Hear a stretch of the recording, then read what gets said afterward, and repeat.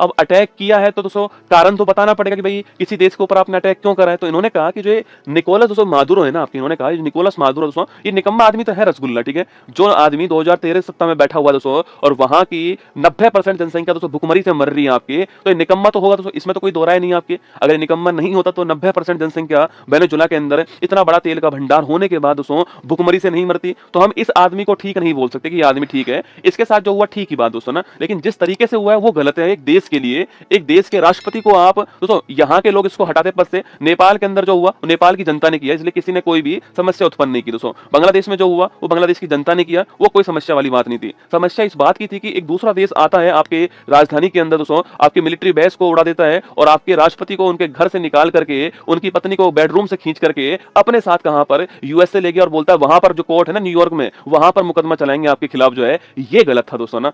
अब अमेरिका ने कहा है कि ये जो आदमी है ना निकोलस मादुरो दोस्तों, ये ड्रग तस्करी करता है, ठीक है। क्या करता है? ड्रग तस्करी करता है। ये जो है ड्रग कार्टेल चलाता है, ठीक है। ये निकोलस मादुरो ड्रग का एक संघ बनाया हुआ है इसने आपकी, उनको बेचता है, ड्रग कार्टेल चलाता है, ड्रग तस्करी करता है, कोकिन टेरर उत्पन्न कर रहा है। कोकिन ड्रग ही होता है, उसका टेरर जो है आतंकवाद उत्पन्न कर रहा है। इसको ध्यान में रखते हुए हमने जो है इसके ऊपर अटैक करा है और इसको जो है गिरफ्तार करके इसको हम हमारे साथ ले जा रहे हैं वहां पर। अब पूछा इनसे भाई आपने दोस्तों यहाँ पर कौन सा सिद्धांत अप्लाई करा, तो इन्होंने कहा हमने यहाँ पर मोनेरो सिद्धांत अपनाया किया। कौन सा? मोनेरो डॉक्ट्रिन आपके अप्लाई किया है। मोनेरो डॉक्ट्रिन यूएसए की एक आपकी सिद्धांत है जो कि किसी अन्य देश में हस्तक्षेप करने को आपको जो है हस्तक्षेप करने के लिए आपको अनुमति प्रदान करती है। तो मोनेरो डॉक्ट्रिन जो है उसका अप्लाई करते हुए हमने इनको गिरफ्तार कर लिया है। अब पूछा आप क्या करोगे, तो इन्होंने बोला है कि वेनेजुला हमारे कब्जे में। सुनना मेरी बात दोस्तों, इन्होंने अमेरिका ने कहा है कि वेनेजुला हमारे कब्जे में, जब तक एक समझदार व्यक्ति, एक सुरक्षित व्यक्ति और एक सही व्यक्ति जो है पद पर नहीं बैठ जाएगा तब तक वेनेजुला पर हमारा ही अधिकार रहने वाला है, ठीक है। पता है समस्या क्या दोस्तों? समस्या तुमको पता ही नहीं रसगुल्ला क्या है।